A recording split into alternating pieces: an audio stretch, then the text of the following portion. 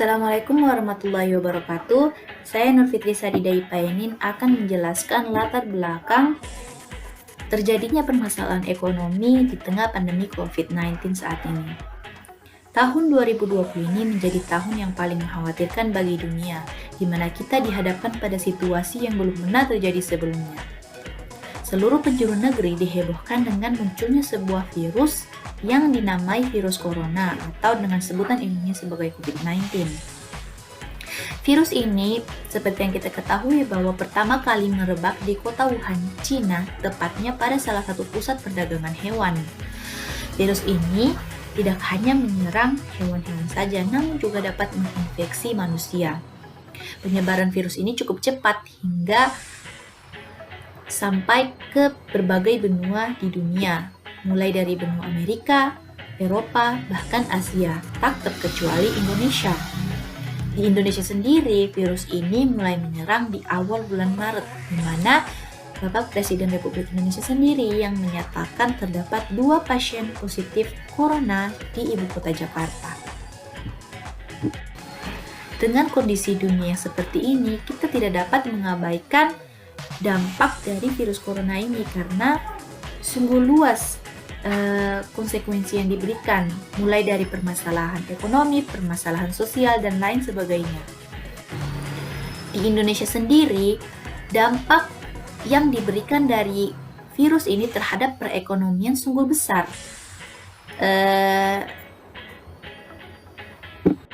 Bahkan pernah menyebabkan kurs dolar terhadap rupiah meninggi hingga mencapai 16.000 per US dollar.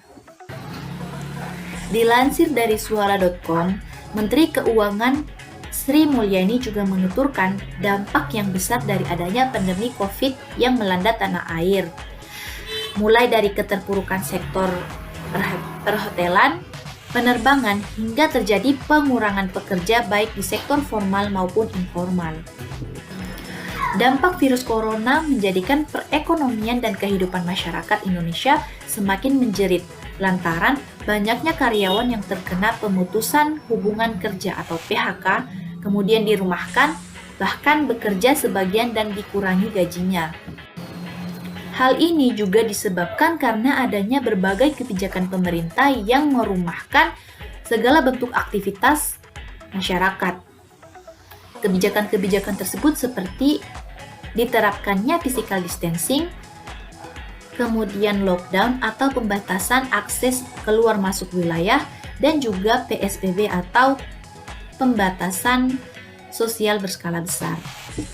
Penerapan kebijakan-kebijakan ini diharapkan dapat memutuskan penyebaran virus corona di Indonesia. Namun, seperti yang kita ketahui, pasti terdapat sisi baik dan sisi buruk dari sebuah kebijakan. Misalnya, dengan penerapan lockdown, segala bentuk aktivitas di luar rumah dibatasi, mulai dari kegiatan sekolah yang dirumahkan, pekerjaan yang dialihkan untuk dilaksanakan di rumah masing-masing atau kita sebut sebagai working from home, bahkan kegiatan beribadah pun dihimbau untuk dilaksanakan di rumah. Nah, dengan adanya pembatasan-pembatasan ini membuat masyarakat sulit untuk mencari penghasilan di luar rumah. Penyebab lainnya dari anjloknya perekonomian Indonesia ialah konsumsi rumah tangga, investasi, dan konsumsi pemerintahan yang menurun. Dalam sebuah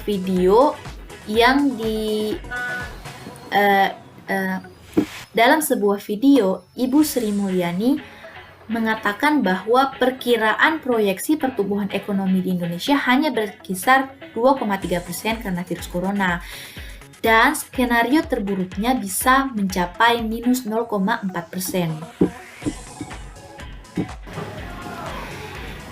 Itulah latar belakang terjadinya kesulitan ekonomi Indonesia. Terima kasih.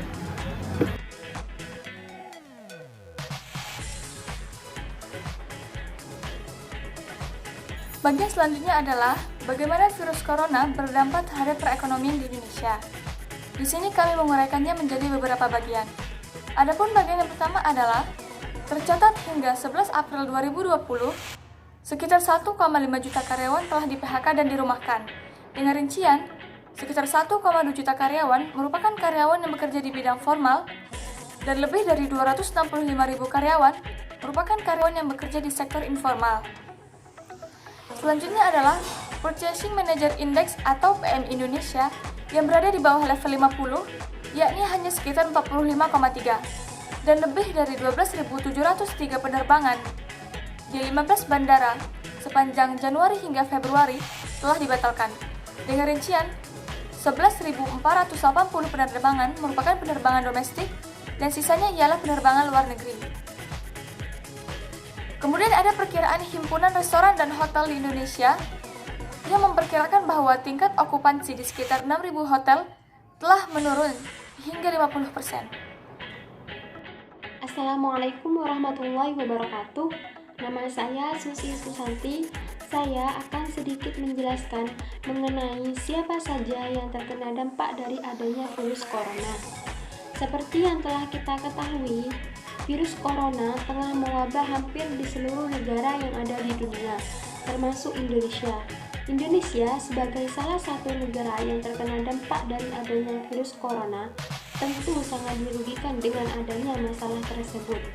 Lantas, siapa sajakah yang terkena dampak dari adanya virus corona? Jawabannya, semua masyarakat tanpa mengenal adanya batasan. Baik bayi, balita, anak-anak, remaja, dewasa, maupun lanjut usia. Baik yang sedang bekerja maupun yang sedang tidak bekerja. Baik yang bekerja di sektor industri, sektor pertanian, pemerintahan atau instansi, organisasi, dan lain sebagainya. Begitu pula bagi mereka yang sedang menempuh pendidikan maupun yang sedang tidak menempuh pendidikan. Semuanya ikut merasakan dampak dari adanya virus corona yang sangat merugikan. Di sini saya akan menjelaskan tentang solusi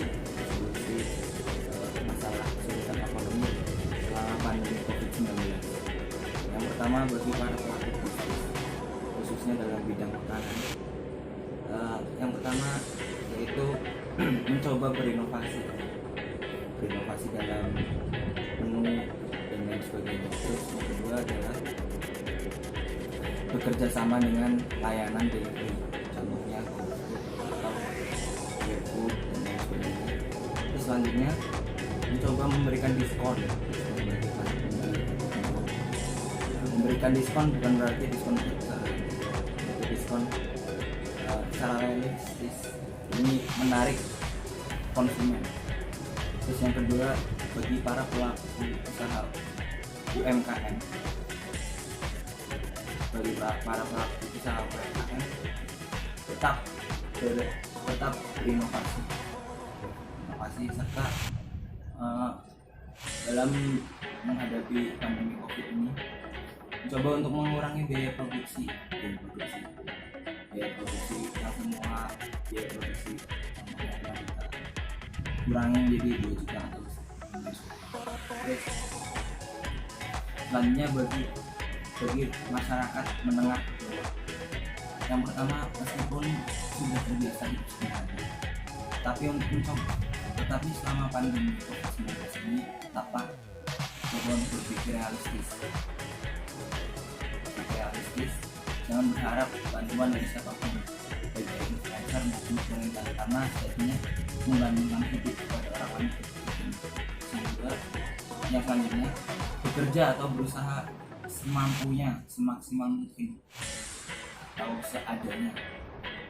Terus selanjutnya, apabila kedepannya mendapatkan bantuan sosial dari pemerintah, maka cobalah untuk menabung, karena seperti yang kita ketahui pandemi ini belum akan cepat berakhir. Selanjutnya, solusi ekonomi selama pandemi ini bagi masyarakat rantauan khususnya mahasiswa pelajar. Yang pertama, kurang-kurangin penjajan.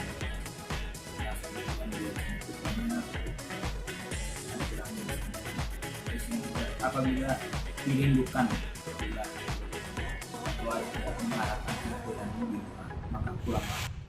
Karena seperti yang kita ketahui, apabila keluarga menyuruh kita pulang, berarti ada sesuatu yang sangat menyenangkan, ada sesuatu hal yang sangat penting. Yang selanjutnya, tetap beraktivitas